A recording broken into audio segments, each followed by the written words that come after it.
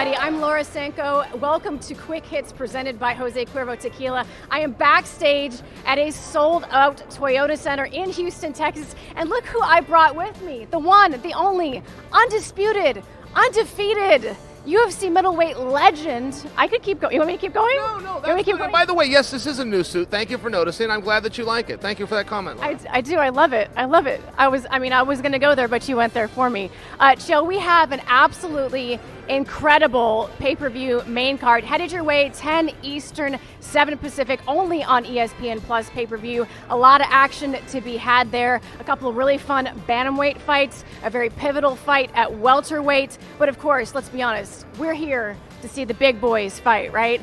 And I find this one very, very interesting. Derek Lewis in a division where everyone is a hammer. Derek Lewis is a 50-pound sledgehammer. Yeah, I love it. And by the way, you talk about his weight. I mean, he had 20 pounds on Ciryl Gane. Ciryl Gane is a 3-1 favorite. I just want to remind you, there was any other fight on the card, and I told you a guy's going to have 20-pound weight advantage. That's who you're going to bet on. So I think that needs to be considered. Absolutely. And, you know, Derek Lewis, the skills he brings to the table, not just that right hand, I might add. Yeah, and one thing that came up on Gane yesterday, a stat that I wasn't aware of, but he's never been taken down. He spent 0 seconds on bottom. Looked at that a little closer and go, but he's never fought anybody that's tried to take him down, 1, so I think Derek should do that. But 2, if we're going to use that argument, Derek's never been knocked down. Derek's never been knocked out. I think these guys, at least on paper, in many ways, cancel each other out.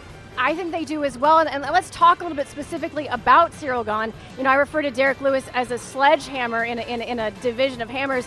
If Derek Lewis is a sledgehammer, Ciryl Gane, he's a bucket of knives. Yeah, no, hey, well said. And you talk about the interim championship, which was what's up for grabs tonight. But just to be clear on that, we're going to finally have a clear number 1 contender in the heavyweight division. It's been about 30 months till we had any clarity within that division. Tonight, we're going to have an interim champion, but we are going to know who's next for Ngannou, finally. Yeah, and it's going to be a really interesting matchup. We might see former teammates going at it, but, you know, for Ciryl Gane, not just the belt on the line tonight, he's a guy who's really looking to pave the way for MMA as a whole in France. I mean, that's a lot, right? To be the first, not to be the only, but the first guy to really put that country on the map. Sure, and a French kickboxer is something very special. Historically, kickboxers haven't done great in MMA, but the ones that have done well have gone all the way to championships. See Maurice Smith, by example, more recently Izzy Adesanya. So yeah, Ciryl's undefeated. Maybe this is his time. It might be his time. He's looking to cement that legacy, but one man in the co-main event who needs no more legacy than he already has, of course, Jose Aldo taking on Pedro Munoz.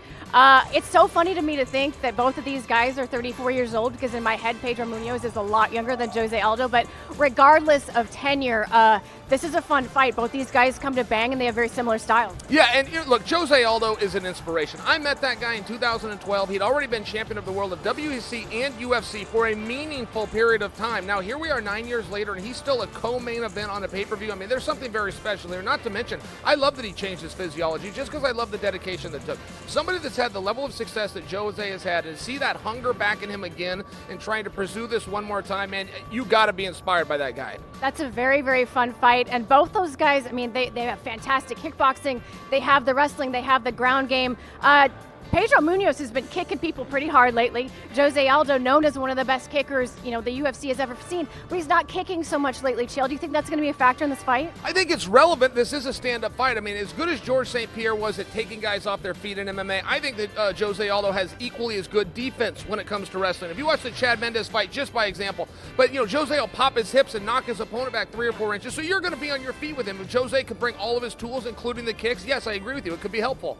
That's going to be a banger. And let's talk about this welterweight matchup. Vicente Luque taking on Michael Chiesa. Listen, this is a pivotal fight for both of these guys. They're both within a breath of being in title contention. A very interesting matchup. Luque with that kind of shelled up, stand-up style. Chiesa is like, I mean, I haven't fought him, but I imagine it's like fighting a weighted blanket that's trying to kill you. What do you think about this one, Chael? Okay, in full disclosure, Michael Chiesa is a friend and a training partner of mine. I'll tell you this. One thing that I do like about Chiesa in this fight is his last 2 contests have been main events, 5-round contests, and they went the distance. I only bring that to you because he's going to be able to put his foot down and stay floored, stay on absolute high octane the entire fight. I think that could be the difference maker. I've seen Luque, who's a great fighter, but I've seen him have slow moments. Even in fights that he's won, I've seen him have moments where he takes his eye off the ball. I think Chiesa needs to capitalize. Chiesa will bring the fight to you. He will bring it to you the entire time. But Luque, that Darce choke, that thing is nasty. Do you feel like the submission game of Luque is going to come into play at all in this one? I think it's relevant. I think Chiesa is going to have a hand up there, but I would also concede that, you talk about the Darce choke, his right hand. The back take, too, of Chiesa. For sure.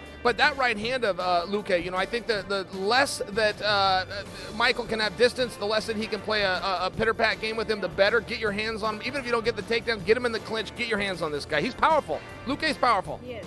Well, before all of this great stuff that we're talking about, of course, we have a prelims card to take a look at, also on ESPN Plus, as well as ESPN2 coming at you at 8 Eastern. A lot of meat on the bone here, some really fun fights. Ed Herman versus Alonzo Menefield, but the one that just attacks me off the page, Rafael Fiziev, my goodness, taking on Bobby Green. These two are some nasty, filthy good kickboxers, Chael. Did you ever see the movie where the guy said, "I don't know what to do with my hands"? Do you remember that? I love that movie. Yeah. It's Bobby, what's his name? Bobby, help me out, RJ. Help me out.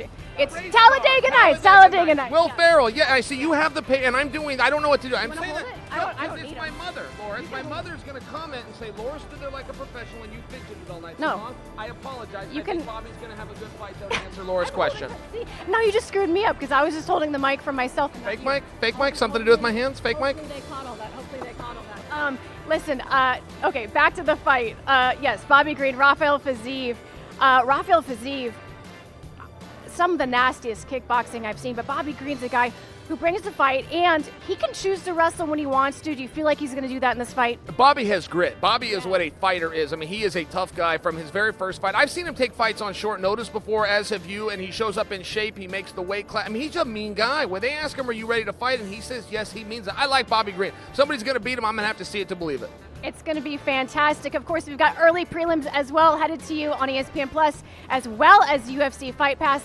I know that there is an empty chair at that ESPN desk that's looking very sad without each other. But before I let you go, congratulations on your new ESPN Plus show, the very aptly named Chael Sonnen Show. Are you enjoying it, sir? I am. Thank you very much. I'm enjoying the show. I don't know if anybody's watching, so if you guys... They are. I am. My ego is directly related to how many of you watch, so do old Chael a favor, huh? Oh, and by the way, here's your notes back. Oh, thanks. I didn't need them after all. I appreciate you. Appreciate you all. We sold the pay-per-view. They know ESPN and the .com and the backslash and the PPV, and you get out your credit card. Don't be a cheapskate. That whole bit, we've done that. Yeah, I mean, you just did it for me. It's great. Now all I have left to say is that this was presented by Jose Cuervo Tequila, and you got to keep it locked in right here on the UFC's Facebook, YouTube, Instagram. More quick hits coming to you throughout the night. We'll see you there.